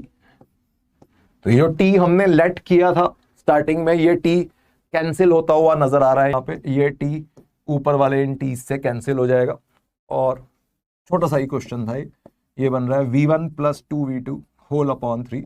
This is the answer. इन आंसर्स को रटना नहीं है बच्चों, केवल डेफिनेशन याद रखनी है। हाँ, मोस्ट ऑफ द स्टूडेंट्स का करेक्ट है v1/3 प्लस 2v2/3। बिल्कुल बिल्कुल, युवराज, नीरज, सुमित, ठीक है। बड़े आगे, सिंपल है क्वेश्चंस, स्ट्रेट लाइन मोशन में। आगे आ जाओ। नेक्स्ट देखो, अब देखो थोड़ा डिफिकल्टी लेवल यहां बढ़ गया है, ध्यान से पढ़ना इस क्वेश्चन को। है सिमिलर ही लेकिन थोड़ी ज्यादा कैलकुलेशंस हमें यहां करनी होंगी। ध्यान से एक बार पढ़ लो। एक बाइक है, is moving on a straight horizontal road, फिर से स्ट्रेट सड़क है, स्ट्रेट लाइन मोशन का सवाल है, such that it travels half of the total distance with speed v। ठीक है, तो बना लेते हैं, चलो पहले एक बार स्ट्रेट सड़क बना लेते हैं। ये है अपनी स्ट्रेट सड़क।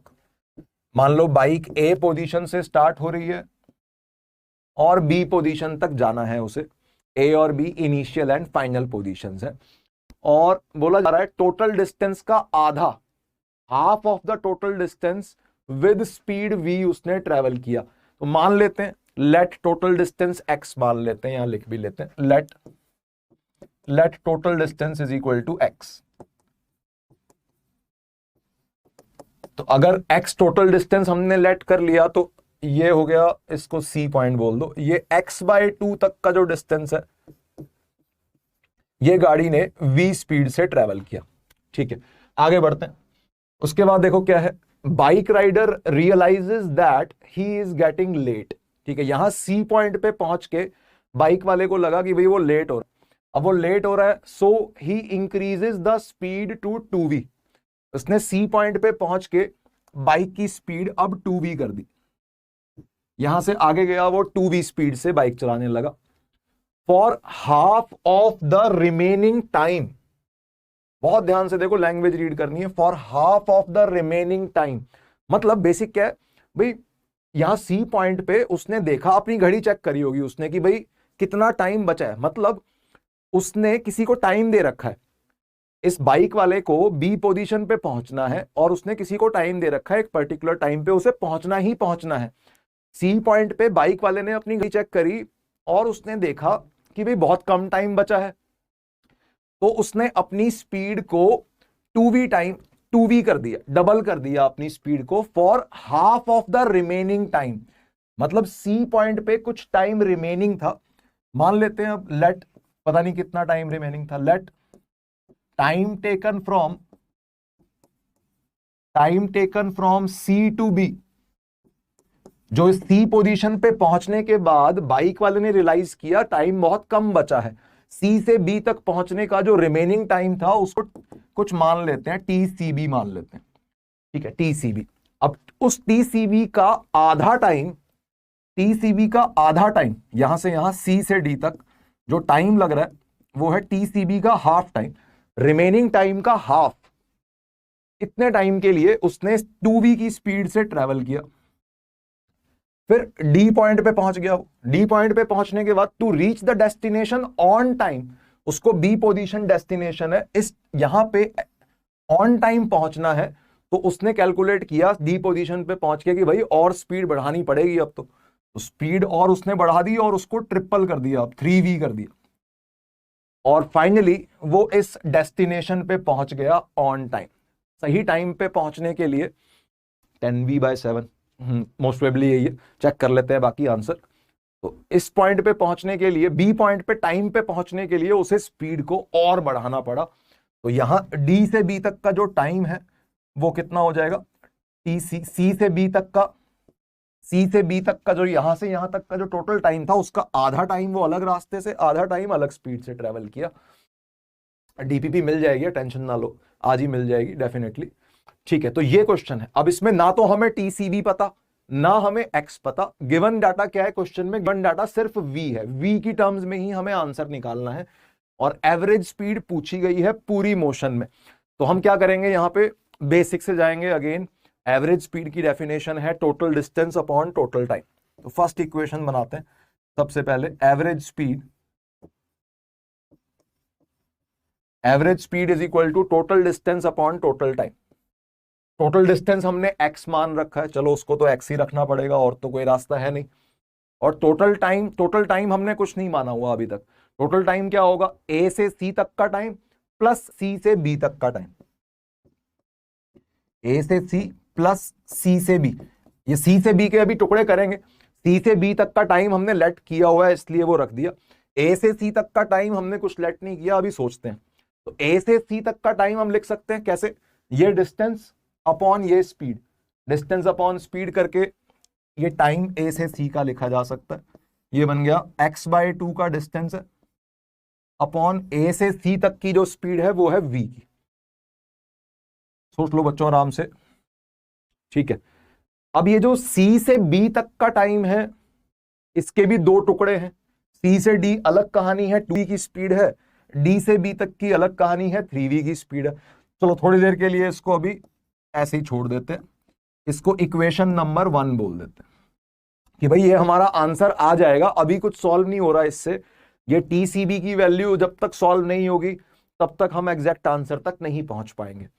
तो अब सी से बी तक की जो टाइम है, सी से बी तक का जो टाइम है वो उसके बारे में हमें सोचना पड़ेगा। केवल इतनी मोशन पे फोकस करो, सी से बी तक की मोशन पे।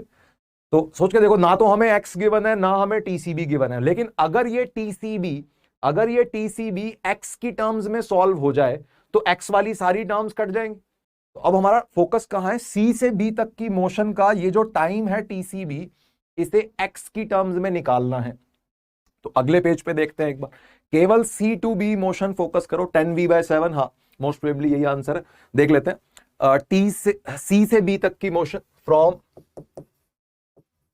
From C to B, C से बी तक की मोशन में आई कैन से दैट जो टाइम लगेगा, या इक्वेशन कौन सी बनाए, क्या हमें सी से बी तक का टोटल डिस्टेंस पता है, सी से बी तक का पता है, ये x/2 था तो ये रिमेनिंग x/2 हो जाएगा। तो आई कैन से दैट ये जो सी बी डिस्टेंस है ये x/2 है। अच्छा, सी बी अगर x/2 डिस्टेंस है, डिस्टेंस को अपन एक तरीके से और लिख सकते हैं, ये सी से डी तक का अलग, डी से बी तक का अलग। अब सी से डी तक का कितना डिस्टेंस है, ये रहा स्पीड इनटू ये टाइम। डी से बी तक का डिस्टेंस कितना होगा, ये स्पीड इनटू ये टाइम। बहुत ध्यान से लिख रहा हूं इसे, सी से बी तक के डिस्टेंस को लिख रहे हैं 2v इंटू टीसीबी/2, ये स्पीड इनटू टाइम। ये कौन सा डिस्टेंस है, ये डिस्टेंस है फ्रॉम ये सी से डी तक का, सी से डी तक का डिस्टेंस लिखा, प्लस डी से बी तक का डिस्टेंस कितना हो जाएगा, ये स्पीड इनटू ये टाइम।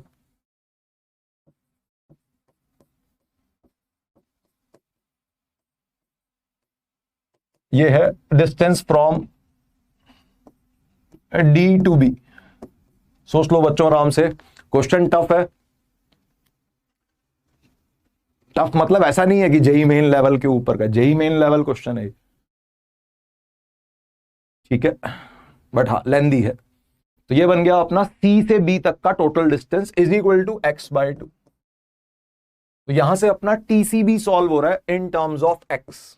कैसे, देखो ये 2 और ये 2 उड़ गए और वहां 3/2 का फैक्टर है, तो ये v इंटू टीसीबी ये कॉमन आ गया, 1 + 3/2 इज इक्वल टू x/2। यहां से आ रहा है टीसीबी सॉल्व हो रहा है, this thing is 5/2 is equal to x/2। ये 2 भी कैंसिल हो गए और TCB in terms of x आ गया। इसी की हमें जरूरत थी, ये अपनी सेकेंड इक्वेशन बन गई। इसी सेकेंड इक्वेशन की ही हमें जरूरत थी, क्यों, क्योंकि ये टीसीबी जैसे ही x की टर्म्स में हम यहां पुट करेंगे सारी x की टर्म्स भी कट जाने वाली हैं। तो फ्रॉम 1 and 2 हेंस आंसर लिख रहे, फ्रॉम 1 and 2 ये बन गया average speed is equal to कितना है, ये x/x/2v, x/x/2v plus TCB. TCB यहां से उठा के डाल रहा हूं इक्वेशन 1 में, ये रहा x/5v। हेंस तुम देख सकते हो जो हमने चीजें लेट करी थी सारी एलिमिनेट हो गई हैं। टीसीबी तो हमने पहले ही एक्स की टर्म्स में फाइंड कर लिया और ये एक्स भी कटता हुआ नजर आ रहा है, कॉमन निकल के 1 बचेगा ऊपर। तो ये बन गया 2v into 5v upon 2v plus 5v।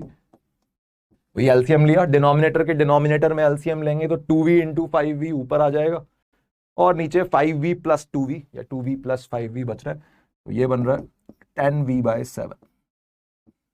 This is the answer for this question. Average speed during this motion, DPP मिल जाएगी, बिल्कुल आज ही भेज दूंगा, वेबसाइट पे मिल जाएगी तुम्हें। 10v/7 is the answer. Basic बात यह है कि अगर तुम इसमें फॉर्मूले बना के रटने की कोशिश करोगे ना तो वही आउट ऑफ फॉर्मूला भी कोई क्वेश्चन बन जाएगा। तो अलग अलग स्पेशल केसेस बना के एवरेज स्पीड एवरेज वेलोसिटी के फॉर्मूले नहीं रटने, बेसिक डेफिनेशन याद करनी है और बेसिक डेफिनेशन से ही हमेशा उठ के सवाल को अटेम्प्ट करना है। ठीक है, तो डीपीपी इसकी डेफिनेटली मिल जाएगी अभी क्लास के जस्ट बाद। कोई भी डाउट है यहां तक क्लियर कर लो बच्चों। ये लास्ट वाला क्वेश्चन सबको चमक गया अच्छे से? 10v/7। सीबी की एवरेज स्पीड भी तो कैलकुलेट हो सकती है। हाँ, केवल सी से बी तक की पूछ रहे हैं तो वो भी कैलकुलेट कर सकते हैं, बिल्कुल ठीक है। चलो मिलते हैं फिर नेक्स्ट क्लास में, आगे कंटिन्यू करेंगे। डीपीपी अभी मैं भेज दूंगा। ठीक है बच्चों, बाय बाय बाय। कोई भी अगर फीडबैक देनी है दे सकते हो चैट में। हाँ, बुक्स यार देखो लिमिटेड रखो यार, ऐसा मत करना घर वालों को दिखाने के लिए ये किताब भी खरीद ली वो किताब भी खरीद ली, टेबल पे सजा ली और पढ़ एक भी नहीं रहे हो, उसका कोई फायदा नहीं होता। देखो अच्छी बुक्स तुम भी जानते हो, HC Verma is a standard good book, ठीक है। बाकी कॉम्पिटिटिव एग्जाम्स के लिए अगर तुम्हें पूरा अच्छा वाला मटेरियल चाहिए कि सारा कुछ हो जिसके अंदर, तो बहुत सारी किताबें हैं। बीएम शर्मा एक किताब है, एक आशीष अरोड़ा सर की किताब आती है फिजिक्स गैलेक्सी की, जिसमें सारा मटेरियल इकट्ठा कंबाइल होता है। लेकिन वही है कि तुम अगर बहुत सारी किताबें ले लोगे ना तो खुद ही उलझ जाओगे और बहुत सारी किताबें तुम्हारी ऐसी की ऐसी पड़ी रह जाएंगी। तो बेसिक बात यह है, क्लास अटेंड करो। जो यहां पढ़ रहे हैं क्लास में कुछ भी नहीं समझ में आया, एक बार वीडियो दोबारा देख लो, केवल उसी टाइम की जिस टाइम पे तुम्हें नहीं समझ में आया। पूरी वीडियो दोबारा देखने का कोई फायदा नहीं है। उसके बाद जो डीपीपी मिलेंगी डीपीपी अटेम्प्ट करो। डीपीपी अटेम्प्ट करने के बाद आइदर डू मॉड्यूल, ठीक है, जो यहां का मॉड्यूल है या तो वो अटेम्प्ट करो, या मॉड्यूल नहीं कर रहे हो तो कोई भी एक स्टैंडर्ड बुक, केवल एक किताब करना काफी है, ठीक है। आइदर मॉड्यूल किसी भी कोचिंग इंस्टीट्यूट का मॉड्यूल करो या कोई भी एक स्टैंडर्ड बुक करो, आइदर एचसी वर्मा और physics Galaxy, whatever you want. But अगर तुम सारी किताबें उठा के बैठ जाओगे ना फिर घबराहट होनी शुरू हो जाएगी, क्योंकि एक भी सारी चीजें हो नहीं सकती, ठीक है। मटेरियल बाजार में बहुत सारा मिलता है लेकिन सारा मटेरियल तुम कर नहीं सकते, कोई भी नहीं कर सकता, मैं भी नहीं कर सकता सारा मटेरियल। तो वो ये हमें एक स्टैंडर्ड बुक को फॉलो करना है, आइदर द मॉड्यूल और HC Verma. I think that will be sufficient, ठीक है। डीपीपीज एंड क्लास नोट्स के अलावा की बात कर रहे हैं। अगर इतना काम तुमने पूरे सिलेबस के लिए कर लिया तो कोई नहीं रोकेगा, कोई नहीं रोक सकता फिर तुम्हें जेईई मेन में अच्छी रैंक लाने के लिए। बाकी एडवांस के लिए ऑब्वियसली एडवांस लेवल क्वेश्चंस वो तुम्हें मिलते रहेंगे डेफिनेटली। डीपीपीज के अंदर भी मतलब अलग अलग टॉपिक्स के कंबाइन करके क्वेश्चंस तुम्हें मिलते रहेंगे। हर तरीके के क्वेश्चन मैं तुम्हें दूंगा डेफिनेटली, ठीक है। तो उसमें टेंशन लेने की जरूरत नहीं। हाँ, डीसी पांडे बोल रहे हैं, डीसी पांडे भी एक अच्छी किताब है यार, देखो। लेकिन वो ये ना भाई, डीसी पांडे भी ले ली, एचसी वर्मा भी ले ली, बीएम शर्मा भी खरीद ली, ऐसा मत करना यार। कोई भी एक सेट ऑफ बुक सफिशिएंट होता है, व्हाटएवर यू वांट, ठीक है। डीपीपी घर पे नहीं आएगी यार, घर पे नहीं आता। डीपीपी वेबसाइट पे मिल जाएगी तुम्हें। बाकी जो भी है क्लैरिटी मैं लेके अगली क्लास में बता दूंगा कहां पे चढ़ेंगे। डीपीपी मिलेंगे और डीपीपी के वीडियो सॉल्यूशंस भी मिलेंगे तुम्हें, ठीक है। मिलते हैं, चलो नेक्स्ट क्लास में मिलते हैं, ठीक है। हाँ, फास्ट पढ़ेंगे बिल्कुल यार। चलो बाय बाय, टेक केयर, कल मिलते हैं फिर।